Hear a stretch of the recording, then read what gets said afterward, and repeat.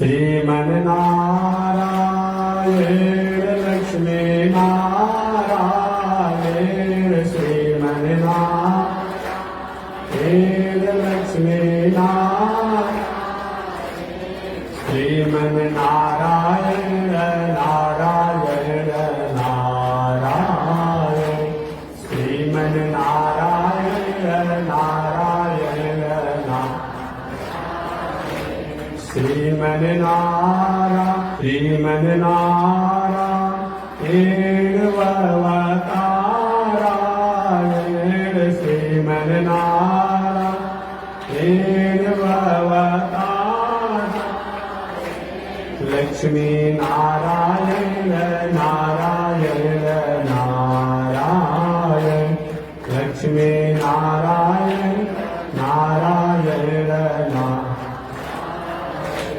श्रीमन्नारायण जगो नारायण श्रीमन्नारायण जगो नारायण लक्ष्मी नारायण नारायण नारायण लक्ष्मी नारायण नारायण नारायण बोलिए श्री लक्ष्मी नारायण भगवान की। भाष्यकार भगवान श्री रामानुजाचार्य स्वामी जी महाराज की। विश्ववंद जगदाचार्य श्रीमद विश्वक्सेनाचार्य अस्मदाचार्य पूज्य गुरुदेव श्री त्रिदंडी स्वामी जी महाराज की पावन भाव की हरि ओम शांति शांति शांति।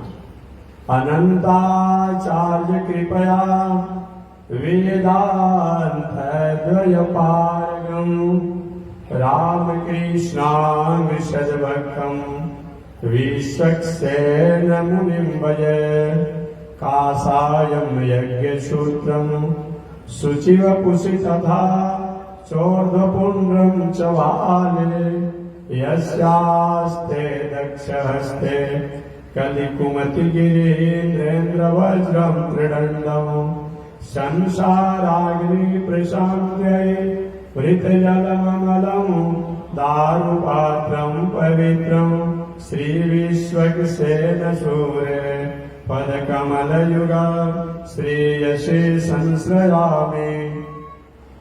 लक्ष्मीनाथ समारम्भा नाथयामुनमध्यमा अस्मदाचार्यपर्यन्ता वन्दे गुरो परम्परा। नारायणाय विद्महे वासुदेवाय धीमहि तन्नो विष्णु प्रचोदयात्। महालक्ष्म्यै च विद्महे विष्णुपत्न्यै च धीमहि तन्नो लक्ष्मी प्रचोदयात् तन्नो लक्ष्मी प्रचोदयात्। परमाराध्य श्री लक्ष्मी नारायण भगवान नित्य वंदनीय पूज्य गुरुदेव श्री त्रिदंडी स्वामी जी महाराज के जुगल चरणों में कोटिशः भगवत भागवत आचार्य कैंकर्य पारायण महानुभाव पावन भूमि पर पावन कथा को आप श्रवण करते आ रहे हैं। पावन कथा प्रसंग अंतर्गत पिछले दिन निवेदन किया गया था कि धर्मात्मा राजा परीक्षित द्वारा एक भूल हो गई, एक चूक हो गई और वह भूल इतना बड़ा हुआ कि साधक ऋषि के पुत्र के कोप के भाजन बन गए। देखिए, आप मंदिर में नहीं जाते हैं, परिस्थितियों बस किसी कारणवश रोज जाने का मौका नहीं मिलता हो, मंदिर नहीं बना पा रहे हो किसी कारण से, जग आदि पूजा पाठ नहीं कर पा रहे हो किसी कारण से, अपनी परिस्थिति कारण, यह कुछ समय के लिए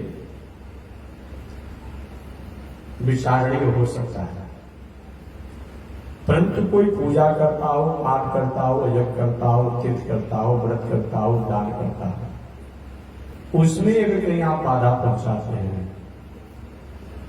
इसका बहुत बड़ा भुगतान और दंड भोगना पड़ता है। अन्न क्षेत्रे कृतम पापम तीर्थ क्षेत्रे विनश्यति, तीर्थ क्षेत्रे कृतम पापम वज्र लेपो भवति। हमारे आपके द्वारा अन्यत्र कहीं चूक हो गया हो, कोई भूल हो गया हो, कोई गलती हो गई हो, तीर्थ क्षेत्र संत महात्मा के यहां जाने से मंगल होता है। आप तीर्थ क्षेत्र में जाकर के संत महात्माओं की सन्निधि में जाकर के और वहां कहीं किसी प्रकार हमारे द्वारा उपद्रव हो जाता है, उसका एकमात्र दंड ही भोगना उपाय है और कुछ नहीं। राजा परीक्षित ऋषि के आश्रम पर गए, नहीं जल पाने की व्यवस्था थी, लौट जाना चाहता था, लेकिन जो मर्यादा विहीन होकर के संतों को जो अपमान किए, ये बहुत बड़ा उनके लिए प्रणाम होना पड़ा। संत ऋषि के पुत्र के शाप के कारण मन में उदासी है,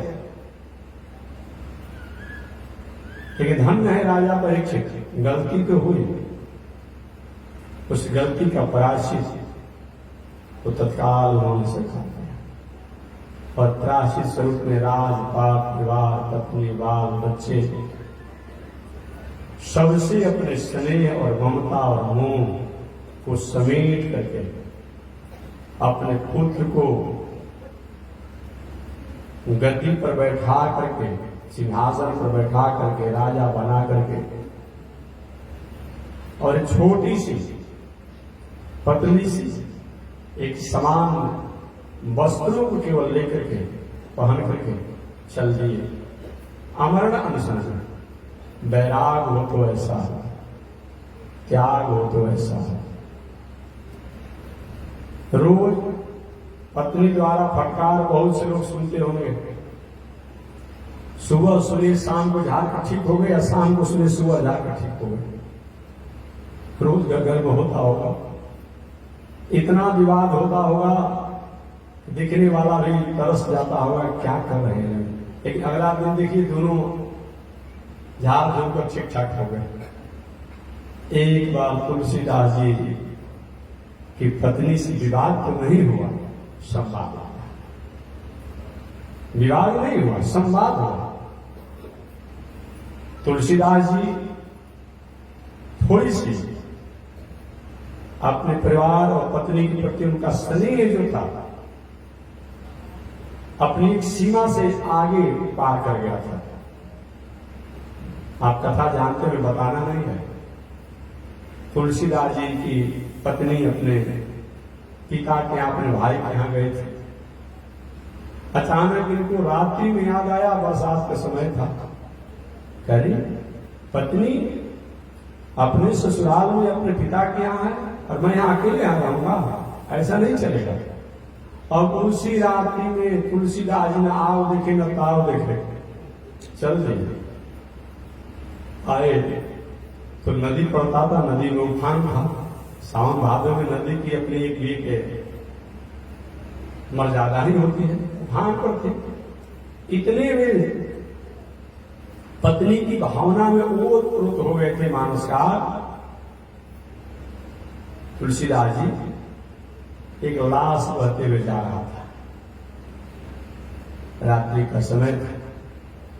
लाश को ही वो लकड़ी का मोटा समझ गए, तो हो सकता है कहीं बाढ़ के कारण लकड़ी का मोटा बहते हुए जा रहा, उसी को बैठ गए और पार करते करते उस पार चले गए। जब उतरने लगे तो इसमें तो दुर्गंध आ रहा है, ये तो लकड़ी नहीं, ये तो लाश है।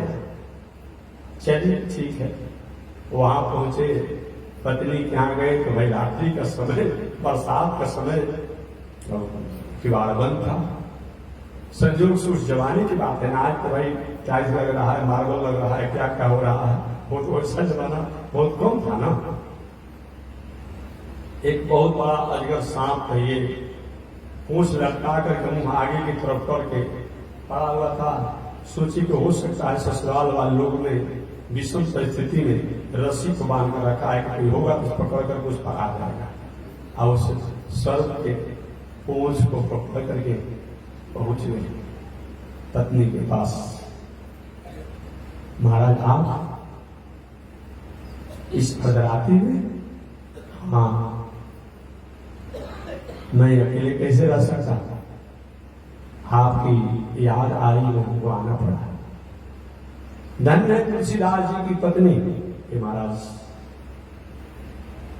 ये चाम, ये मांस, ये हड्डी, ये मज्जा, ये पील, ये खून, आज ये हमारे आपके शरीर में कुछ है ऐसा चीज, एक खाली ऊपर से मोड़ दिया गया है ना। आज शरीर से चाम को हटा दीजिए, क्या किसी को कभी देखेंगे वैसा कोई घटना दुर्घटना हो गया हो, शरीर से चाम को हटा दीजिए, पोस्टमार्टम एक पत्ता हटा दीजिए और देखिए तो शरीर कैसा विकराल लगता है।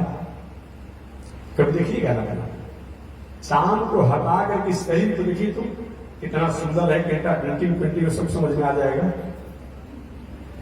चाम से बोल दिया गया है, ऐसे भीतर क्या है, केवल कूड़ा करकट है। अभी देखते हैं ना वर्तमान समय सरकार द्वारा, नगर पालिका द्वारा हर जगह जगह पर कूड़ादान बना हुआ है, कितना सुंदर डिब्बा रहता है। बाहर से दिखने में तो कूड़ादान का डिब्बा कितना सुंदर लगता है, आज यही कूड़ादान वो डिब्बा को थोड़ा ढक्कन हटाइए ना, उसमें से बदबू आता है। सभी प्रकार का कूड़ा उसी कूड़ादाने में रहता है। वही हाल है हमारे आप के भीतर, शाम से मरा हुआ ये शरीर है, अब आके भीतर क्या है, इसमें मांस है, मज्जा है, हड्डी है, पीप है, खून है, रक्त है, एक भी तो सब है। साधारण किसी के घर में अगर हड्डी निकल जाए तो होता है भाई हड्डी अशुद्ध हो गया। साधारण कोई भोजन करता हो, पीप हो, खून हो, कहीं भोजन में गिर जाता होता है अशुद्ध हो गया। कुछ है इसके काम लायक? कुछ भी काम लायक नहीं है। कालिदास जी की, अरे तुलसीदास जी की पत्नी ने कहा अधिकार है महाराज, चाम मांस हड्डी मज्जा इस शरीर पर आपका इतना स्नेह है, इतना स्नेह अगर भगवान से होता तो आपका भी बेड़ा पार हो जाता, हमारा भी बेड़ा पार हो गया। बहुत उपदेश नहीं दिए, कोई जरूरी नहीं कि बहुत उपदेश दिया जाएगा तभी हमको ज्ञान होगा। कभी कभी छोटी छोटी भी कई घटनाएं हमारे लिए उपदेश कारक हो जाती है, याद रखिएगा। तुलसीदास जी वहां से चल दिए, यार तुलसीदास जी बनेंगे। इसीलिए मैं कहता हूं हमेशा कि हमारी माताओं का जितना योगदान राष्ट्र के निर्माण में है, जितना बड़ा योगदान है, इसको भूला नहीं जा सकता। राजी पढ़ी लिखी नहीं होती है, ये बात नहीं कहा जाएगा। पहले भी पढ़ी लिखी होती थी, सांडिल्य, गार्गी, मदनसा, अनसुईया इत्यादि प्रवृत्ति की नारियां बहुत पढ़ी लिखी होती थी। आज भी पढ़ी लिखी है और पढ़ना ही चाहिए। माताओं का बहुत बड़ा योगदान है। जब जब भी हमारा राष्ट्र कहीं अपनी पहचान बनाया है तो हमारी माताओं का बहुत बड़ा योगदान है, इनका बहुत बड़ा सहयोग है। आज जब जब भी राष्ट्र कहीं थोड़ी सी अपने स्टेटस से, अपने ग्राफ से, प्रतिष्ठा से धूमिल हुआ है, माताओं के उदासी के कारण। केवल आध्यात्मिक में नहीं, बिरका में भी आपने अनेक नारियों का नाम सुना होगा। अभी 15 अगस्त आने वाला है, कौन कौन से नारियों ने देश के लिए किस प्रकार से बलिदान देकर के और हमारे देश को आज इस मुकाम पर पहुंचाया। आप 15 अगस्त के अवसर पर आप सुनेंगे बहुत सी नारियां, तो केवल प्राचीन काल में, आज भी नारियों द्वारा। अभी हमको कुछ दिन पहले सुनाए थे लोग कि महिला वहां भी गई, भी सूरज पर की कहां भी गई थी, बहुत अच्छी बात है। पुरुष तो गए ही थे, तो कितनी बड़ी बात है। तो जितना पुरुष का योगदान है उससे कम माताओं का योगदान नहीं है। इसीलिए हमेशा कभी लोग कहते महात्मा जी आप माताओं की बहुत बड़ी प्रशंसा नहीं करते हैं। मैं इसीलिए कहता हूं कि आज त्रिगर्णी स्वामी हो तो, जीएल स्वामी हो तो, रामानुज स्वामी हो तो, अपना बड़े हमारे वैष्णव परंपरा के तुलसीदास जी हो तो, इस सब में इन माताओं का कृपा है। नहीं होती तो कहां से कोई साधु बनता है? इन्हीं लोगों ने कृपा सब लोग जन्म लिए हैं, इनकी बहुत बड़ी कृपा है। अरे और बात छोड़िए ना जी, वैष्णव आचार्य हमारे श्री रामानुजाचार्य का नाम आपने सुना होगा, जो रामानुज स्वामी जी का उत्सव महोत्सव 2017 में आरा में मनाया गया था।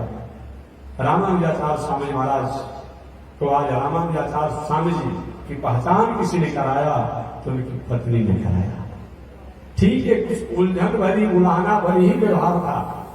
रामानुजाचार्य स्वामी जी की पत्नी का उलाहना भरी ही व्यवहार था। रक्षंबा नाम था। हुआ क्या कि अब कोई संत महात्मा रामानुजाचार्य स्वामी जी महाराज के यहाँ आ गए तो अपने शिष्यों से कहे भाई ले जाकर इनको भोजन करा दीजिए। पहले के जमाने में नहीं होता था। अब जब शिष्य लोग लेकर के रामानुजाचार्य स्वामी जी के गए कि आचार्य रामानुजाचार्य की आगे आई कि इनको भोजन प्रसाद करा दिया जाए, रक्षंबा ने कहा कि भोजन की कोई व्यवस्था भी नहीं है, व्यवस्था नहीं है। आकर के शिष्य ने कहा कैसा ऐसा? माता जी ने कहा, मन में थोड़ी सी उदासी है, बताओ संत यहाँ पे एक तो भूखे कहाँ से चलते आ रहे हैं, कौन पूछेगा? अच्छा ये बताइए, हम साधु महात्मा को कोई अलग से कोई व्यवस्था घर द्वार है कि कहीं कोई भोजन देता है, कोई दूध दिया, कोई दही दिया, कोई माखन दिया, कोई मिश्री दिया, तभी तो हम लोग खाते पीते हैं, अलग से थोड़ी कोई व्यवस्था है। रामानुजाचार्य स्वामी जी उदास है। अब उन्हें परीक्षा लेना चाहे कि सही में मेरी पत्नी के पास व्यवस्था नहीं था या संत के प्रति उसकी आदत नहीं थी। रामानुजाचार्य स्वामी जी ने एक दूसरे अतिथि को अपनी पत्नी के गांव का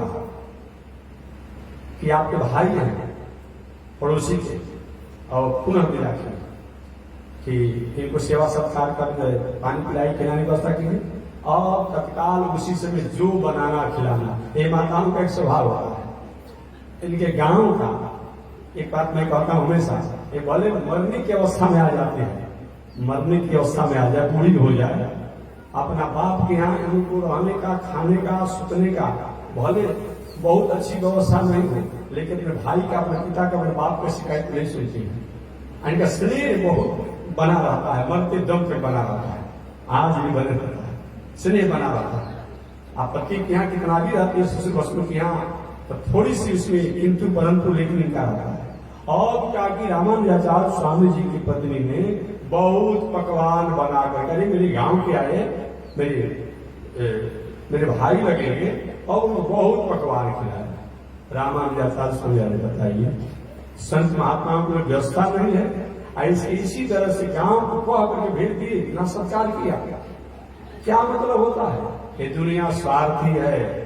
और रामानुजाचार्य स्वामी जी ने एक चिट्ठी लिख करके एक अपने लोगों द्वारा भिजवा दिया अपने पत्नी के पास कि तुम्हारे पिता के यहाँ महोत्सव उत्सव है, बहुत जरूरी है, तुमको जाना। और उधर देवी अपने पिता के यहाँ गई और रामानुजाचार्य स्वामी जी महाराज फल छोड़कर साधु बन गए, साधु बन गए। तो भले ही उलझन भरी व्यवहार क्यों न हो रामानुजाचार्य स्वामी जी की पत्नी का, लेकिन काश अगर वो ऐसा नहीं की होती तो रामानुजाचार्य स्वामी जी पूरे विश्व में कौन जानता, एक सीमित हिसाब में हो जाती ना। अरे कितना भी गृहस्थ आश्रम में रहने वाला कोई व्यक्ति हो, पंडित हो, विद्वान हो, ज्ञानी हो, साधक हो, कुछ गिने चुने लोग जानते हैं, लेकिन संत आज रामानुजाचार्य श्री वैष्णव परंपरा में केवल भारतवर्ष की बात नहीं करता हूं, विश्व में जो वैष्णवता है, भक्ति है, वो भक्ति और वैष्णवता के अगर कोई आचार्य है वो रामानुजाचार्य है। आज लोग कहते हैं कि समाज सुधार की बात करता है लोग, छुआछूत के बात करता है लोग, थोड़ा भी विचार करना चाहिए। आज से 1000 वर्ष पहले कितना भेदभाव होगा दुनिया में, समाज में, गांव में। ये विचार करिए, कोशिश करके देखे तो नहीं है कि आज से 1000 वर्ष पहले कितना था, लेकिन कोशिश का अनुभव कीजिए। आज से 1000 वर्ष पहले समाज में कितना अस्त व्यस्त स्थितियां होगी। अब उस समय रामानुजाचार्य स्वामी जी कहे कि नहीं, सब भगवान के हम फरिश्ते हैं, भगवान के दूत हैं, भगवान के भक्त हैं, भगवान के सेवक हैं, अतः सबको भक्ति करने का अधिकार है, सबको पूजा पाठ करने का अधिकार है, सबको भगवान को यजन करने का अधिकार है। आज वही दिन है कि हम लोग करने। उस समय समाज को एक जगह जोड़ने का जो काम रामानुजाचार्य ने किया, शायद ऐसा और किसी ने किया होगा। बाद में होना चाह जाए उसी पैटर्न को थोड़ा और आगे किए, लेकिन आज से 1000 वर्ष पहले रामानुजाचार्य स्वामी जी इस संसार में। तो मैं निवेदन करना चाहता हूं कि मानव जीवन में हमें माताओं द्वारा जो संदेश प्राप्त होता है वो उसका बहुत बड़ा महत्व होता है। अतः कुछ लोग होते हैं, वैराग कब आता है, कंठम घुरघुरायते, जब कंठ घरर घरर बाजने लगा, आंख अब कांपने लगा, सिर हिलने लगा, आंख से दिखाई नहीं पड़ता है।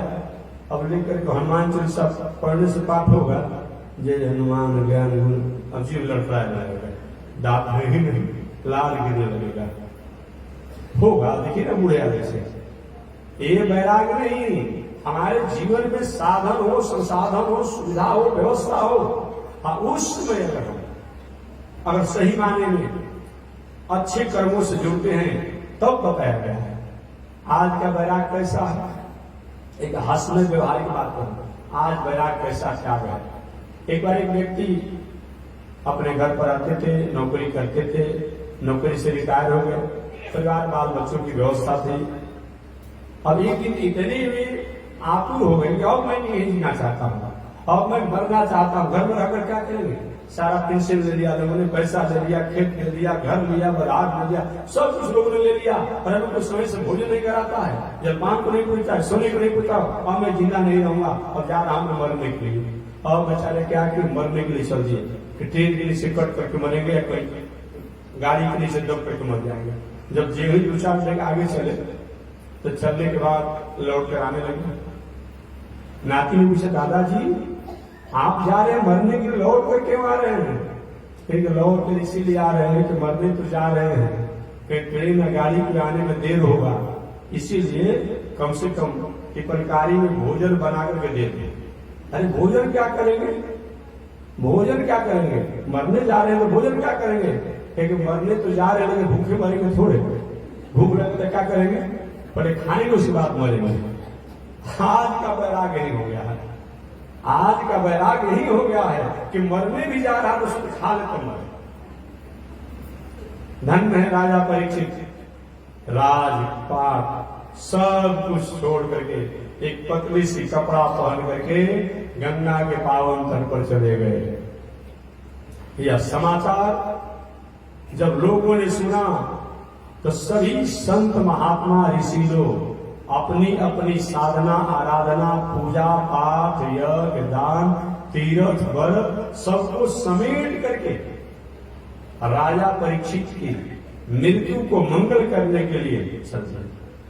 अरे धर्मात्मा राजा परीक्षित, इनका मृत्यु हम लोग मंगल करेंगे। अब कौन कौन लोग आए, कल मैंने बताया था कि उस गंगा के पावन तट पर शुक्ल क्षेत्र में अत्रि ऋषि, अब समझिए कहाँ रहने वाले अत्रि ऋषि हैं, अत्रि ऋषि, वशिष्ठ ऋषि, शैवन ऋषि, शरद्वान, भृगु ऋषि, अंगिरा ऋषि, पराशर ऋषि, विश्वामित्र, भारद्वाज, गौतम ऋषि, व्यास जी, नारद जी इत्यादि हजारों हजारों की संख्या में संत महात्मा लोग वहां पर पहुंच गए। और सभी संत लोग यही आपस में सलाह करते कैसे मंगल किया जाए राजा परीक्षित की मृत्यु को। राजा परीक्षित ने सभी संतों को सत्कार किया, आदर किया, सम्मान किया। आदर सत्कार सम्मान करने के बाद राजा परीक्षित ने कहा, ईश्वर मैं आप लोग से जानना चाहता हूं कि ऋषि कुमार ने हमें साथ दिया कि वरदान दिया। सबने कहा कि सांप दिया है। अरे कैसे मारा सांप मान ले हम लोग। इस सांप का फल है कि हजारों हजारों संत का एक साथ दर्शन हो रहा है। एक संत को बुलाने में कितना व्यवस्था करना पड़ता है, हजारों संत लोग बिना बुलाए दर्शन दे रहे हैं। इस सांप हम माने कि आशीर्वाद माने? हम तो आशीर्वाद मानते हैं कि अगर सांप नहीं हुआ होता तो आप जैसे संतों का दर्शन नहीं होता। हम यही जानना चाहते हैं। परीक्षित जी ने कहा कि जो व्यक्ति मरने की तैयारी नहीं किया है, मरना निश्चित है। जो व्यक्ति मरने की तैयारी नहीं किया है, मरना निश्चित है। ऐसे व्यक्ति को क्या करना चाहिए? या जो व्यक्ति किसी रोग के कारण, किसी शोक के कारण, आयु के कारण, किसी संकट के कारण अचानक कहीं स्नान करने गया और किसी जलाशय में डूबने लगा, जीने की या बचने की उम्मीद नहीं है। कहीं कोई घटना ऐसा हुआ उसमें बचने की संभावना नहीं है, तैयारी कुछ किया नहीं तो तैयारी के नाम पर कुछ नहीं। तो जो व्यक्ति मरने की तैयारी नहीं किया हो, जिंदगी भर बाल बच्चा परिवार पत्नी के साथ जीवन जिया हो, अचानक कोई बहुत बड़ा सदमा घटना हो जाए और मरना सुनिश्चित है, वो व्यक्ति को क्या करना चाहिए? इन पावन प्रश्नों को जब राजा परीक्षित उन ऋषियों के सामने किए, ऋषि लोग आपस में विचार कर रहे थे। जग द्वारा मंगल किया जा सकता है, योग द्वारा किया जा सकता है, तीर्थव्रत द्वारा किया जा सकता है, वेद का पाठ कर किया जा सकता है, लेकिन ऐक मत नहीं हुआ। और संयोग से उसी समय व्यास जी के लाडले बेटा, लाडले पुत्र श्री सुखदेव जी, स्वयं भगवान व्यास पुत्र, वो व्यास पुत्र हैं सुखदेव। लेकिन सुखदेव दूसरा कोई नहीं है, स्वयं भगवान ही व्यास पुत्र सुखदेव के रूप में आ गए। वहां पर स्वयं भगवान व्यास पुत्र कहा गया है, स्वयं भगवान ही व्यास पुत्र सुखदेव बनकर के वहां आ गए, उद्धार करने के लिए, मंगल करने के लिए। सुखदेव जी के वस्त्र के नाम पर एक लंगोटी है। कितना भी त्यागी हो, तपस्वी हो, साधक हो, अगर जो खड़ेश्वरी बाबा हो, नगेश्वरी बाबा हो, जलेश्वरी बाबा हो, जो भी बाबा हो, उस सबको कम से कम थोड़ा सा तो जरूर चाहिए कि एक वस्त्र होना चाहिए। ठीक है, साधना है, वो भी साधना है, लेकिन इसलिए हमारे कुछ ऐसे संत हैं, खड़ेश्वरी है, नगेश्वरी है, महंगा रहते हैं, तो क्या करेगा लोग? लोहा के सिगरे का लंगोटी पहन लेगा, बलकल पहन लेगा केला के पत्ता का, और कोई बाघंबर पहन लेता है। ये कुछ न कुछ अपने रखते हैं। हमारे स्वामी जी के ही समकालीन एक संत थे देवरावा बाबा, बहुत लोग देखे भी, नाम सुने होंगे, और बहुत लोग नहीं भी सुने। वो भी एक तरह से वस्त्राभाव में रहते थे। तो हम तो उसमें पढ़ते थे कॉलेज में, तो जब मैं पढ़ता था तो मैं भी गया था, प्रयागराज में कुंभ लगा हुआ था, तो मैं गया था, तो देखा कि एक मेरी चरण था कि बाघंबर का मचान पर रहते थे।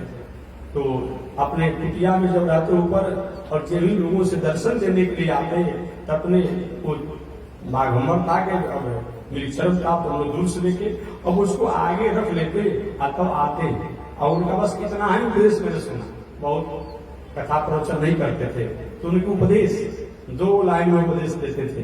बच्चों, जिस प्रकार से 2 लकड़ियों के रगड़ से आग उत्पन्न होता है, 2 लकड़ियों के रगड़ से आग उत्पन्न होता है, उसी प्रकार से एक लकड़ी है आत्मा और दूसरी लकड़ी है भगवान का नाम। इससे परमात्मा की प्राप्ति अवश्य होगी, अवश्य होगी, अवश्य। यही मैंने उनका उपदेश सुना।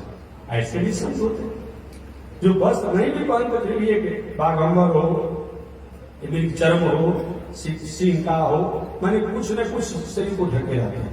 सुखदेव जी वस्त्र के नाम पर एक लंगोटी है, सफेद जग्गोपवीत है, सांवला शरीर है, घुंघराला बाल है, बटुआ के समान सुंदर गोला मुंह है, मिर्गा के समान नेत्र है, बिंब फल के समान ओष्ठ हैं, भौहें सुंदर हैं, लंबी लंबी भुजाएं हैं, और अचानक घूमते घूमते कल परसों मैंने बताया था, अपने पिता द्वारा भागवत वेद शास्त्र पढ़ करके गुनगुनाते हुए जंगल की राह में आ रहे थे। अचानक सुखदेव जी को ये शब्द सुनाई पड़ा कहीं न कहीं कि धर्मात्मा राजा परीक्षित जो पांडव वंशज हैं उनको साप लगा है, तो चलकर हम भी देख लें कि आज के 7वां दिन तक्षक नाग के काटने से कैसे मृत्यु उनकी होगी। वो कथा सुनाने नहीं गए थे, वो देखने के लिए गए थे। और वही सुखदेव जी वहां पर पहुंच गए। गंगा के पावन तट पर हजारों हजार ऋषियों के पावन बीच में राजा परीक्षित जहां हाथ जोड़ करके संत महात्मा ब्राह्मण विद्वानों से ब्राह्मण पुरुष का धर्म पूछते हैं, वहीं पर सुखदेव जी महाराज का आगमन हो गया। बोलिए श्री सुखदेव जी महाराज की। देखिए, भागवत कथा प्रारंभ होती है जब सुखदेव जी का आगमन होता है। सही माने में जब भागवत कथा तब प्रारंभ होती है जब सुखदेव जी का आगमन हो जाता है। भागवत कथा तब प्रारंभ होती है जब राजा परीक्षित प्रश्न करते हैं और प्रश्न का उत्तर सुखदेव जी देते हैं। ये जितना भी तक कथा सुन रहे थे ये सब भागवत कथा का उपक्रम था। उपक्रम समझते हैं क्या कहा जाता है? अरे भाई, मकान बनाने में छड़ की आवश्यकता पड़ती है, गिट्टी की आवश्यकता पड़ती है, बालू की आवश्यकता पड़ती है, ईटा की आवश्यकता पड़ती है, तार की आवश्यकता पड़ती है, और भी बहुत प्रकार के सिस्टम होते हैं। और जब सब बन होंगे, जब ठीक हो जाता है तो मकान कहलाता है, अग्नि प्रवेश हो जाता है, और जब उसमें रहने लगते हैं तो घर कहलाता है। तो भागवत कथा का एक उपक्रम है। जैसे विवाह तो विवाह होना है, वर को कन्या को सिंदूर दान देना है, करना है, लेकिन इस विवाह के अवसर पर टेंट, समियाना, लाइट, माइक, भोजन, भंडारा, जलपान, आजा, गाजा, गाड़ी, घोड़ा, सारी व्यवस्था होती है ना। तो सभी विवाह के उपक्रम होते हैं, कार छपाने से लेकर सब उपक्रम है। लेकिन विवाह तो भाई सिंदूर दान इत्यादि होता है, वर कन्या को, कन्या वर को स्वीकार करे, लेकिन इसके पहले उपक्रम बहुत किए जाते हैं। ये भागवत कथा प्रारंभ तब होती है जब सुखदेव जी का आगमन होता है और राजा परीक्षित द्वारा जब प्रश्न किए जाते हैं तो सुखदेव जी महाराज का वहां आगमन हुआ। अब जिन ही आगमन हुआ, अब जितने संत महात्मा विद्वान ब्राह्मण ज्ञानी लोग थे जो अपनी अपनी विचार दे रहे थे, कोई कहता कि यज्ञ होना चाहिए कल्याण के लिए, कोई कहता कि वेद का स्वाध्याय होना चाहिए, कोई कहता कि तीर्थ होना चाहिए, कोई कहता कि योग साधना। अब सब चुप रहिए, चुप सब आपस में चुप हो गए। कोई कह रहे चुप क्यों करा रहे भाई, हम अपनी राय दे रहे थे, चुप क्यों करा रहे? तो दूसरा काम में कहता, देख रहे कौन है ये? यही तो व्यास जी के पुत्र है, सुखदेव जी है। यही सुखदेव जी हैं जो जन्म लेते ही जंगल की राह पकड़ लिए थे। बहुत प्रयास करने के बाद सुखदेव जी ने अपने पुत्र को बुलाया और जो भी शास्त्र, वेद, उपनिषद, इतिहास, पुराण सबको जेब का तेल को पढ़ा दिया। तो क्यों न इन्हीं से प्रश्न राजा परीक्षित कर लेते। और निश्चित रूप में एक केवल संत ही नहीं है, विद्वान ही नहीं है, ये तो सब भगवान के स्वरूप ही हैं। और सभी संतों ने इशारा किया परीक्षित, परीक्षित अच्छा मौका है, अगर कुछ नहीं पूछोगे ना तो कब निकल जाएंगे कोई ठिकाने नहीं। क्योंकि उनकी दिनचर्या है कि कहीं भी जाते हैं तो गाय को दोहने में जितना समय लगता है, गाय को दोहन करने में जितना समय लगता है उतने समय ये रुकते हैं। ऐसे संत महात्मा सन्यासी ज्ञानी को किसी के घर द्वार दलान पर जाने का नियम नहीं है। जो सही के संत महात्मा भेष बनाने वाले की बात अलग है, महंत लोग जा सकते हैं, पीठाधीश्वर लोग जा सकते हैं, लेकिन जो सन्यासी हो, बहुत बड़ा तपस्वी हो, त्यागी हो, जोगी हो, बाकी जो पीठाधीश्वर हो, जो महंत हो, भाई वो तो जैसे करेंगे, उनका परंपरा है, शिष्य परंपरा है, अमुक परंपरा है, तो जाएंगे। जो महंत कहलाते हैं, पीठाधीश्वर कहलाते हैं। बाकी जो सन्यासी इत्यादि जो हो, उनको गृहस्थ क्या नहीं जाने को बताया गया, उनके घरे द्वार पर नहीं जाने को, परंतु वो भी अगर जाना चाहते हैं तो जा सकते हैं। कितने देर तक? जितने देर तक गाय को दोहने में समय लगता है। काहे के लिए जाएंगे? चंदा मांगने के लिए नहीं, चंदा मांगने नहीं जाएंगे। भिक्षा के लिए जाएंगे। क्या चीज? भिक्षा समझते हैं ना, अपनी भाषा में भोजन करते हैं। भिक्षा के लिए जाएंगे। सन्यासी रूपी, त्यागी रूपी, जोगी रूपी, रोगी, सन्यासी, त्यागी रूपी रोगी, गृहस्थ रूपी वैद्य के यहां भोजन रूपी दवाई को लेने के लिए और क्षुधा रूपी रोग को शांत करने के लिए जा सकते हैं।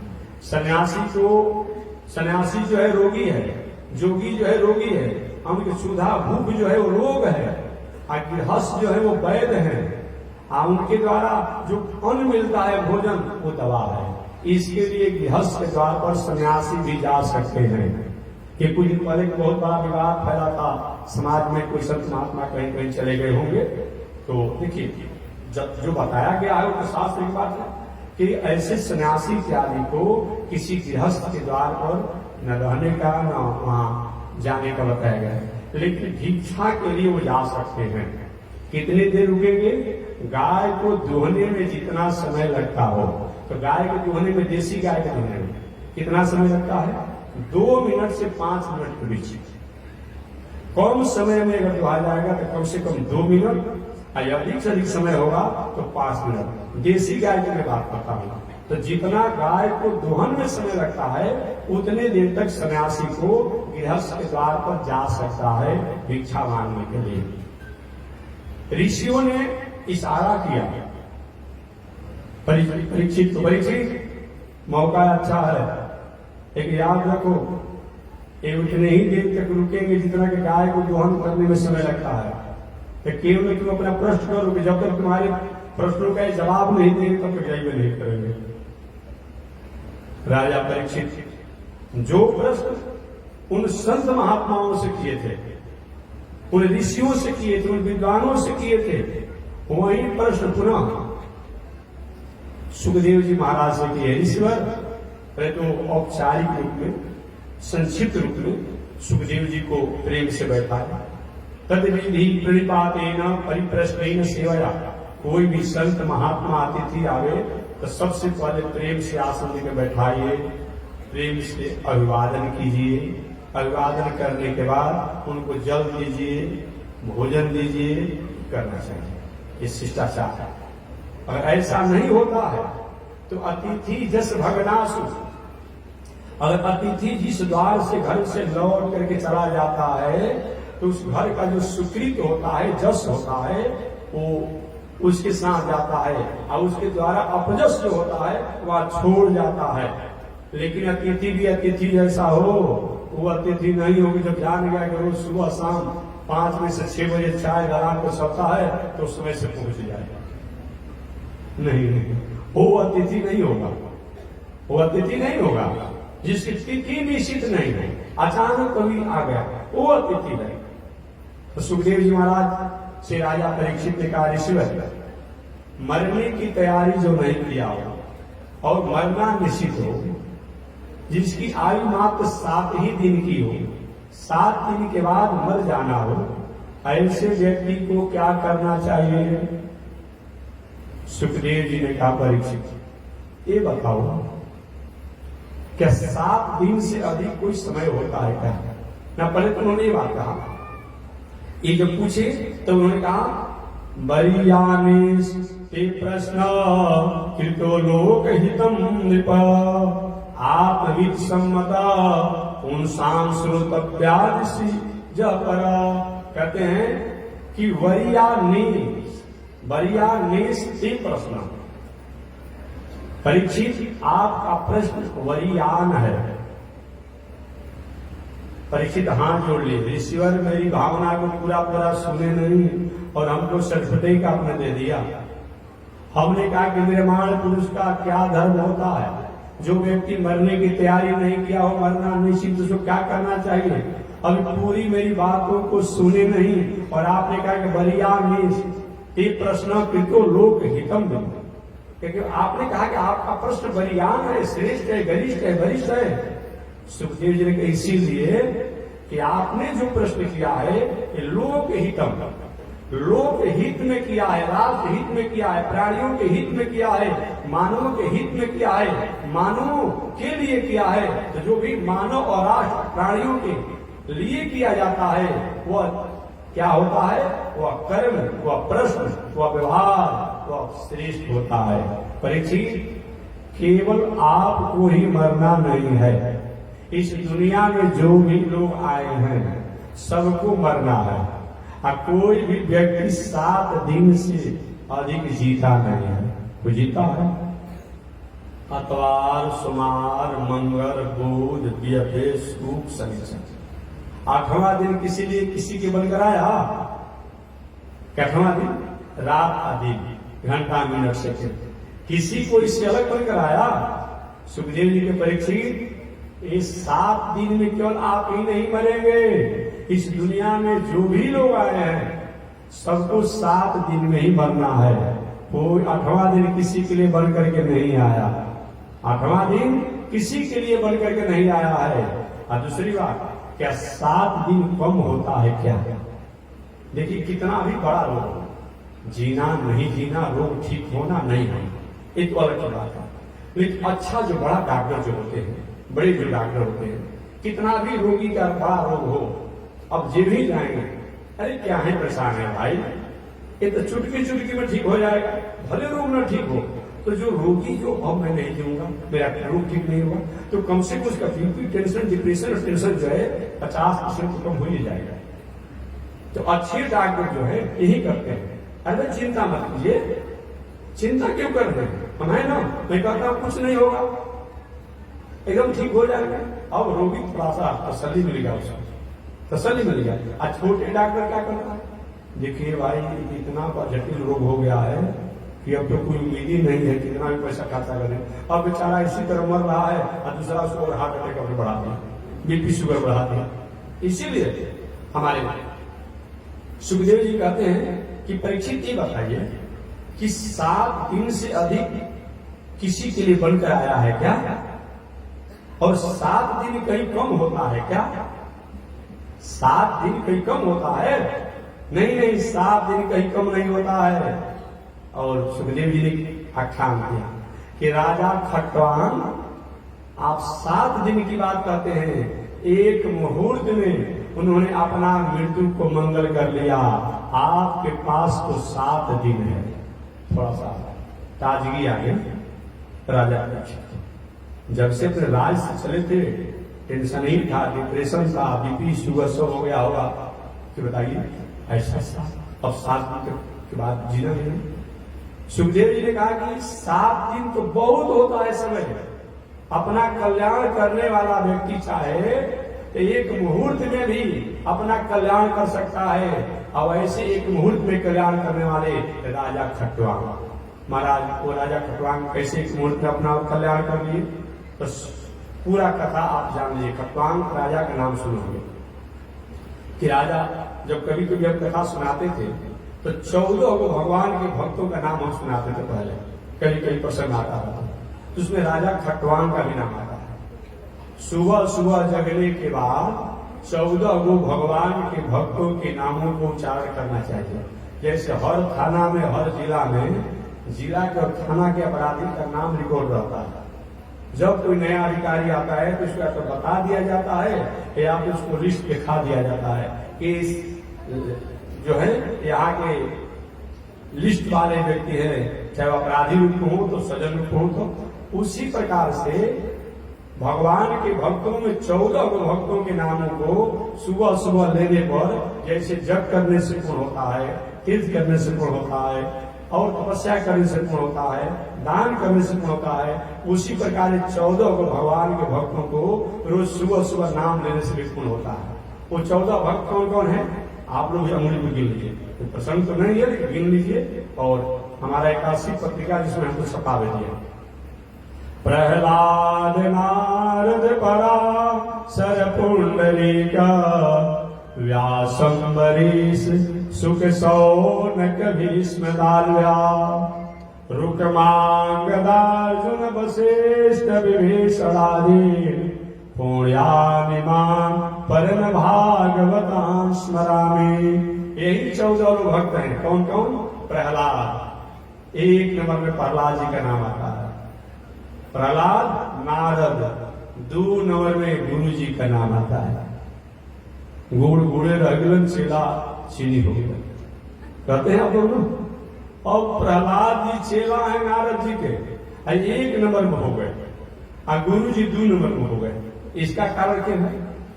नारद जी बहुत अच्छे विद्यार्थी हैं, बहुत ओवर ब्रिलियंट है, ब्रिलियंट नहीं है, ओवर ब्रिलियंट है। लेकिन नारद जी विद्यार्थी अच्छे हैं, परंतु करते क्या है, जब परीक्षा देने जाते हैं नारद जी, तो परीक्षा भवन में एग्जामिनर से झगड़ा कर देते हैं, और झगड़ा करके अपना कॉपी अपने से फाड़ देते हैं। नंबर मिलेगा?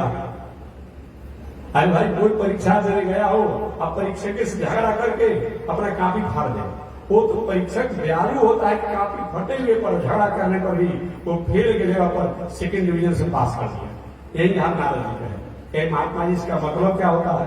मतलब यही होता है कि नारद जी भगवान से, ठीक है, बहुत बड़ा ब्रह्मचारी है, जोगी है, तपस्वी है, इसमें भक्ति का आचार, कोई दिक्कत नहीं, लेकिन भगवान जी से क्या करते हैं? उलझ जाते हैं। आपने सुना होगा मोहिनी अवतार में, अब आप कामदेव पर विजय प्राप्त कर लिए, और कामदेव पर विजय प्राप्त कर लिए तो भगवान ने कहा कि चलो भैया, कामदेव पर विजय प्राप्त कर लिया तो कम से कम तुम्हारा सर्टिफिकेट बन जाए। और सर्टिफिकेट बनाने की जब बात आई तो शंकर जी के यहाँ गए। शंकर जी ने हमसे आपने कह दिया मैंने काम पर विजय प्राप्त कर लिया, लेकिन ब्रह्मा जी के हमारे स्वामी भगवान श्रीमन नारायण वहां का अहंकार व्यवहार कहे नहीं कहेंगे। ब्रह्मा जी ने वही बात कही, हमसे बेटा कह दिया लेकिन वहां नहीं खाना है। अब भगवानों के यहाँ गए तो भगवान से वही चर्चा कर दिए, प्रभु शंकर जी फेल, ब्रह्मा जी फेल, हम काम पर विजय प्राप्त करें। भगवान ने कहा आप जैसे संत को अगर काम पर विजय प्राप्त करें, कौन बड़ी बात है? कौन बड़ी बात है? जोगी है, तपस्वी है, साधक है, और दिनों भगवान को कहना पड़ता है कि जाइए भजन भक्ति में लागिए। अब ठीक है प्रभु छुड़ रहा है, भगवान ने तो काम विजय कैसे अहंकार हो गया। अब गए था जहां तक संक्षिप्त में सुनाना है, रास्ते में जा रहे थे, भगवान ने सोचा कि भाई यही मेरा भक्त है, यही कहीं काम विजय का अहंकार में भटक मत जाए, इसको अहंकार और काम विजय का अहंकार को दूर करना होगा। वही बद्रिकाश्रम से नीचे आए थे तो श्रीनगर नहीं, कश्मीर वाला, जो बद्रिकाश्रम से आने पर एक श्रीनगर था, भगवान ने विश्व मोहिनी बन गए और वहां स्वयंवर किया गया। अब नारद जी उस रास्ते से जा रहे थे, कहा हम भी स्वयंवर में उम्मीदवारी हासिल कर गए, वहां काम विजय की प्रतिभा सुनाए और यहाँ पर विवाह करने के लिए परिक्रमा में आ गया। और सिल्ली राजा ने स्वयंवर का आयोजन किया। अब नारद जी सोचे कि तपस्या करते करते शरीर थोड़ी कमजोर हो गई, झुर्रियां पड़ गई है, सांवला स्टेज हो गया है, तो क्यों तो सुंदर रूप ले लिया जाए। अब भगवान के पास चले गए। अब भगवान के पास जब गए तो प्रभु आज तक आपने हमको कुछ दिया है क्या? तो बिल्कुल नहीं दिया। तो आज मैं जो मांगूंगा आप कुछ देंगे क्या? नहीं देंगे। तो अगर आप दे देंगे तो पहले जो भी हमने तपस्या किया है उसको मैं माफ दूंगा, अभी अगर दे देंगे तो इसके बदला में इतना तपस्या करूंगा, इतना तपस्या करूंगा कि तपस्या के ढेर लगा दूंगा। क्या चाहिए नारद? अपना रूप उधारी दे दीजिए 5 मिनट के लिए। अच्छा क्या करेंगे? मोहिनी से विवाह करना है। ये भी नारद जी ने कहा कि जे विधि हो ही नाथ हित मोरा, हे नाथ मैं मोहिनी से विवाह करने के लिए रूप तो मांग रहा हूं, जे विधि हो ही नाथ हित मोरा पेगी, वो तत्काल वही काम कीजिए। तो भगवान ने भी कहा कि जे विधि हो ही नारद हित तोरा, नारद जिसमें आपका हित होगा बेगी वही मैं भी करूंगा। भगवान ने कहा कौन सा रूप चाहिए? कौन सुंदर आपका रूप है? भगवान का सबसे सुंदर रूप हमारा हरि का है। हरि का दो अर्थ होता है, हरि हरति पाप आगे, जो अज्ञान को दूर करे, कष्ट को दूर करे, वो हरि कहते हैं। और दूसरा हरि माने काला बांदर भी होता है। तो भगवान ने क्या किया? बांदर का रूप दे दिया। अब नारद जी गए, कथा आप जानते होंगे, और गए और स्वयंवर में सबसे पहले बैठ गए। विश्व मोहिनी ने कहा कहां से जतरा बिगाड़ने के लिए आ गया, इसको कहीं बैठने का जगह नहीं था। और उनको देख करके भड़क गई विश्व मोहिनी, पीछे चली गई। नारी सोचे हो सकता है भाई बड़ा का है, उनको नहीं समझ पाई होगी और नहीं देखी होगी। अब जा करके बीच में बैठ गए, और बीच में जब बैठ गए मोहनी उनको उधर आई ही नहीं। शंकर जी के गण लोग बैठे थे दो, एक बाबा दर्पण के का कभी स्वभाव नहीं है क्या? दर्पण कभी नहीं देखते हैं, और दर्पण नहीं देखते तो जाकर पानी का अपना मुंह देखिए ना। इतना सुंदर कन्या से विवाह करना चाहते हैं। और नारद जी भी जल किनारा गए तो देखिए काला बानर का रूप दे दिया है, रोने लगे नारद जी वहीं पर। विष्णु ने वही सभा में बेइज्जती करा दिया। इतना दिन तपस्या करने का क्या फल होता है? आज किसी से उसको पारी पड़ा है, आज उसको मैं समझा दूंगा। तो खूब भगवान को जितना नहीं बोलना चाहिए बोल रहे हैं। संयोग से भगवान विष्णु मोहिनी को सोमवार से लेकर के जा रहे थे। महाराज जी प्रणाम, ये नहीं कहोगे थोड़ा से बात दीजिए। और तो नारद जी भड़क गए, अरे आज तो तुम कपटी नहीं हो, जन्म जन्मांतर के कपटी हो। दैत्यराज बलि ने सब कुछ तुमको दे दिया, फिर बंधन में डाल दिया। शूर्पणखा आई थी विवाह रचाने के लिए उस अवतार में, उसे नाक कान काट लिया। आज तुमको पला पड़ा है, मैं छोड़ूंगा नहीं। अभी तो मैं नमनेश्वर भरने जा रहा था, उम्मीदवार था। हमें नमनेश्वर को तुमने कैंसिल कर दिया, लेकिन तुम्हारी आई हुई पत्नी का हरण होगा। और जैसे हम रो रहे हैं तुम भी रोगे, हम ही बानर जाति के लोग तुम्हारी पत्नी का पता लगाएंगे। यही हुआ, इस जानने से खड़ा कर, यही नाम था। भगवान ने यही अपना माया हटाया और नाम जी प्रभु मैंने जो कहा है बात सत्य नहीं होना चाहिए। भगवान ने यही सत्य करने के लिए हमको पृथ्वी पर अवतार लेना पड़ेगा। यही है नारद जी। विद्यार्थी बहुत तेज है, लेकिन परीक्षा देने जब जाते हैं तो परीक्षा भवन में परीक्षक से एग्जामिनर से झगड़ा करके काफी फाड़ देते हैं, फिर भी भगवान फेल नहीं करके इनको दूसरा नंबर पर दे देते हैं। इसलिए नारद एक नंबर के अधिकारी है भक्त में, लेकिन 2 नंबर हो जाते हैं। प्रहलाद नारद पराशर पुंडरीका। अब नाम क्यों गिरा दे जल्दी जल्दी में, कुछ समय के अंतराल में पता कहना। 1 नंबर में प्रहलाद जी का नाम आता है, गिन लीजिएगा। 1 नंबर में प्रहलाद जी का नाम आता है, दूसरे नारद जी का नाम आता है, प्रहलाद नारद। पराशर तीसरे नंबर में पराशर ऋषि का नाम आता है। प्रहलाद नारद पराशर, प्रहलाद नारद पराशर, प्रहलाद नारद पराशर पुंडरीक। और चौथे नंबर में पुंडरीक जी का नाम आता है, प्रहलाद नारद पराशर पुंडरीक। ये पुंडरीक ऐसे है गृहस्थ, गृहस्थ में रहते हुए अपने माता पिता की सेवा कर रहे थे। पुंडरीक जी माता पिता की सेवा कर रहे थे, गृहस्थ आश्रम में थे। ये कोई जरूरी है कि दाढ़ी मुझ पढ़ाकर बाबा बन जाएंगे तभी कल्याण होगा। नहीं नहीं, आप धोती कुर्ता में रहिए, पैजामा कुर्ता में रहिए, फुल पैंट कुर्ता में रहिए। अब इस बात पर कुछ लोग महात्मा लोग विरोध करेंगे, दादा फुल पैंट का अनुमोदन काहे करते हैं? अरे भाई देश काल पात्र के अनुसार उसको तो अनुमोदन करना पड़ेगा ना। तो चाहे फुल पैंट कुर्ता में रहिए, पैजामा कुर्ता में रहिए, धोती कुर्ता में रहिए, स्त्री वेश में रहिए, बस हमारा उद्देश्य और लक्ष्य ठीक होना चाहिए। पुंडरीक जी अपनी माता पिता की सेवा कर रहे थे, और इनकी माता पिता की सेवा से प्रसन्न होकर के भगवान प्रकट हो गए। कई कि वरदान मांगिए पुंडरीक जी, मैं आपकी सेवा से प्रसन्न हूं कि आप माता पिता की सेवा करते हैं। पुंडरीक के कभी मेरे पास समय नहीं है मांगने का वरदान। एक ईंटा का टुकड़ा जो था फेंक दिए कि किसी पे खड़े रहिए, जब तक मैं माता पिता की सेवा पूजा नहीं कर लेता हूं तब तक मैं आपसे बात नहीं करूंगा। और भगवान तब तक मैं डांड पर हाथ धर के आप प्रतीक्षा करते रहे, और वो कुछ कहेंगे और कुछ कहेंगे, वही पुंडरीक ये है। ठीक है, भगवान की सेवा करने से भगवान प्रसन्न होते हैं, लेकिन माता पिता भाई बंधु जो हैं उनको भी सेवा करिए गृहस्थ आश्रम में, ये बताया गया है। तो धन्य है पुंडरीक जी, ये भगवान के भक्त में। प्रहलाद नारद पराशर पुंडरीक व्यास अम्बरीश सुखदेव सौनक भीष्माचार्य दालव रुक्मांगद अर्जुन विभीषण वशिष्ठ और विभीषण, यही 14 को भगवान के भक्त हैं। उसमें रुक्मांगद का भी नाम आता है, रुक्मांगद अर्जुन वशिष्ठ विभीषण आते हैं। राजा रुक्मांगद का नाम आता है। सुखदेव जी ने कहा परीक्षित 7 दिन कोई कम नहीं होता है। राजा रुक्मांगद जो है, राजा रुक्मांगद ना, राजा रुक्मांगद जो है एक मुहूर्त में न खटवान गलती, राजा खटवान जो है एक मुहूर्त में भगवान को प्रसन्न कर लिए। महाराज कैसे कर लिए ये बताइए।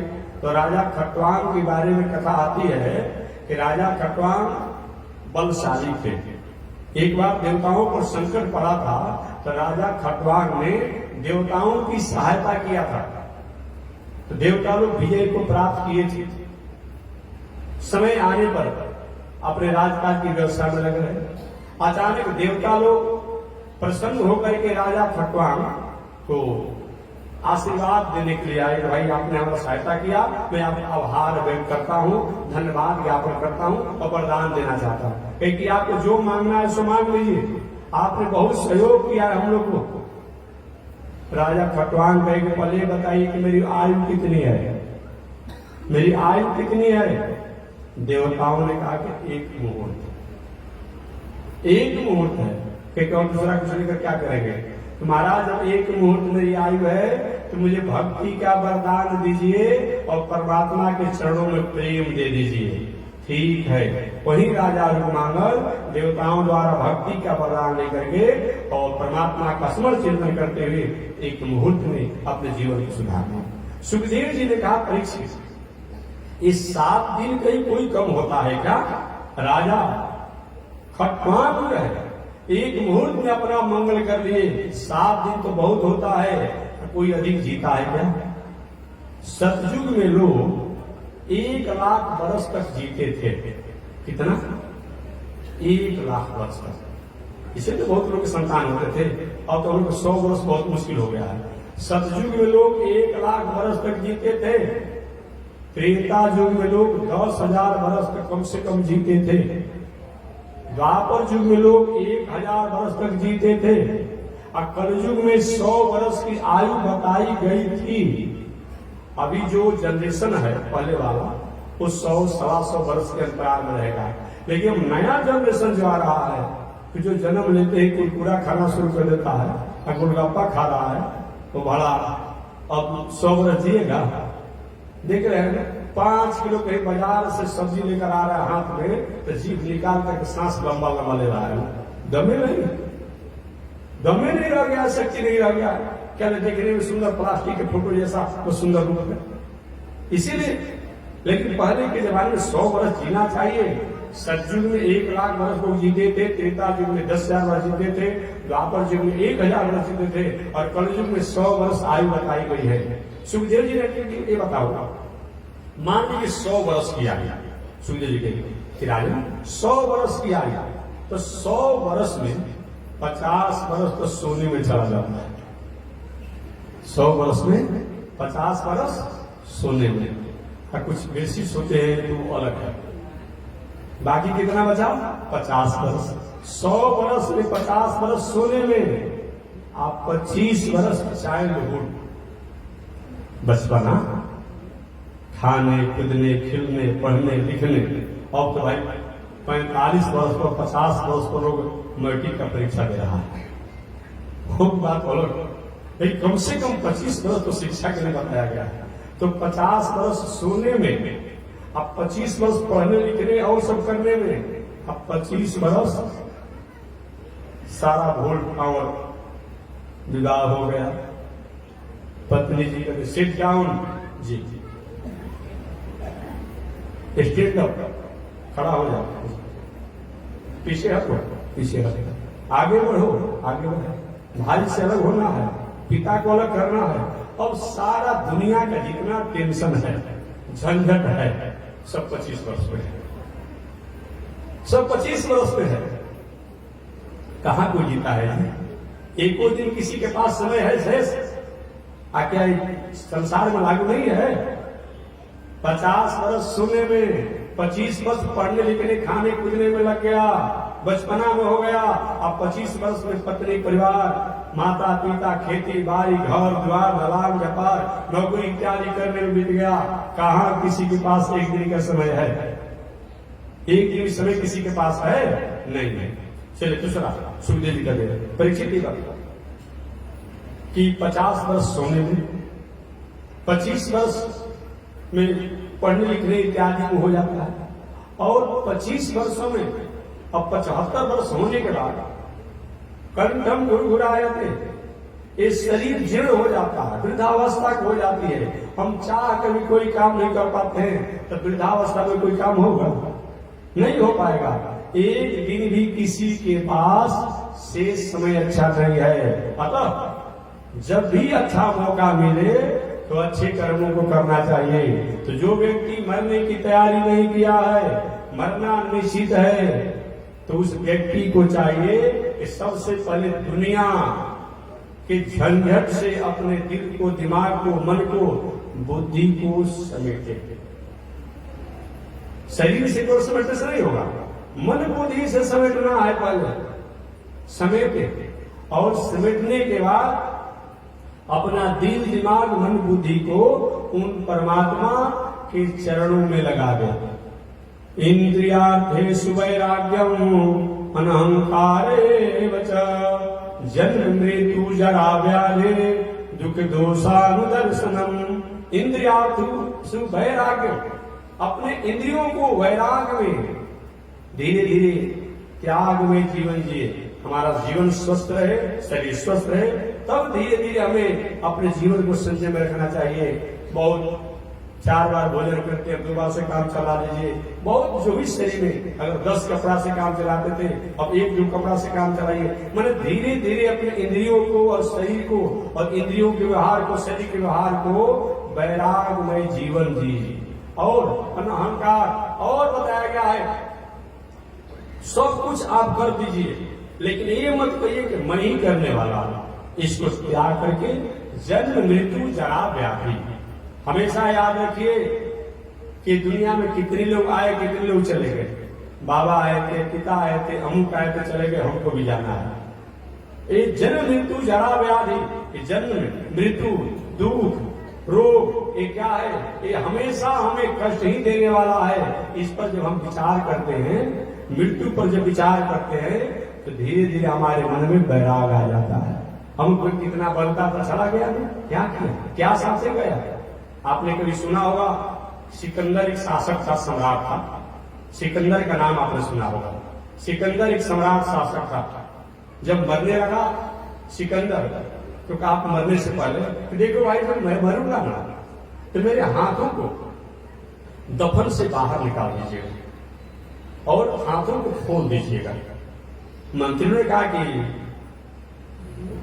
बादशाह ऐसा तो नियम नहीं है, साहब ऐसा तो नियम नहीं है। कहते नियम तो नहीं है, लेकिन मेरे हाथों को बाहर निकाल दीजिएगा दफन से और हाथ को खोल दीजिएगा। पूछा मंत्री ने, ऐसा क्यों आप कराएंगे? कि मैं यह संसार को उपदेश देना चाहूंगा, दुनिया के लोगों को उपदेश देता हूं कि हे दुनिया में रहने वाले लोग, जाते समय हाथ फोड़ करके जाना पड़ता है, छोड़ करके जाना पड़ता है, कुछ भी लेकर नहीं जाना पड़ता है। इस संदेश देने के लिए दफन से मेरे हाथों को बाहर निकाल दीजिएगा और खोल दीजिएगा। तो जन्म मृत्यु जरा व्याधि। कभी आप शमशान पर जाइए, देखिए कितना बड़ा आदमी था, आज बस सीता को भोज दिया गया, 1-2 घंटा का मेहमान बना हुआ है। फिर जो परिवार के लोग अपने जो करना है सो कर रहे, वो कहाँ देखने आ रहा है कि आप क्या कर रहे हैं, कैसे नहीं कर रहे। इसीलिए व्यक्ति जब मृत्यु को देखता है ना, तो बड़े बड़े लोगों का दिल पसीज जाता है, परिवर्तित हो जाता है। ये विचार करते हुए विवाह में आप जाइए और उत्सव महोत्सव में अपने इष्ट बंधु बांधवों को जाइए, लेकिन कभी कभी समय से 100 यात्रा में भी जरूर जाइए। 100 मृत्यु को भी जरूर देखिए। कभी व्यक्ति मर गया, कम से कम देखिए। इससे क्या होगा? वैराग होगा। हमारे भीतर कहीं गलत कर्म करने की प्रवृत्तियां जो है, उस पर संयम करने का प्रेरणा प्राप्त होगा। यही सुखदेव जी ने कहा। तो शेष चर्चा अगले दिन में करूंगा। आज इसी के साथ वाणी विराम। एक बार भगवान का नाम श्रीमन नारायण लक्ष्मी नारायण, श्रीमन नारायण, श्रीमन नारायण नारायण नारायण, श्रीमन नारायण नारायण। बोलिए श्री लक्ष्मी नारायण भगवान की, विश्व जगदाचार्य श्री त्रिदंडी स्वामी जी महाराज की। हरि ओम। शांति शांति शांति।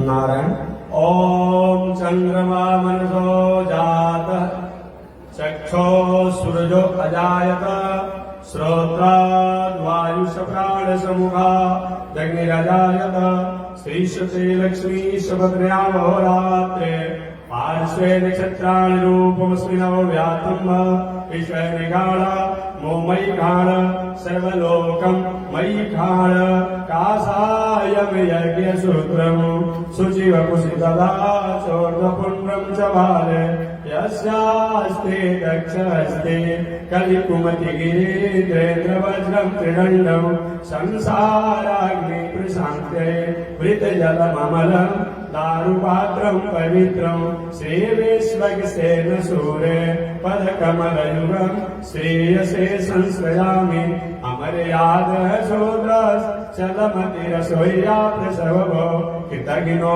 दूरमाने स्मर परवशो वञ्चन पर त्रिशंसा पापेश कथमामितो दुःखजलदे प्रपारादुत्रेणस् तव परिचरेयं शरणयो लक्ष्मीनारायण भगवान की विश्ववंदनादार श्री तिरंडी स्वामी जी महाराज की पावन धाम की हरि ओम शांति शांति शांति।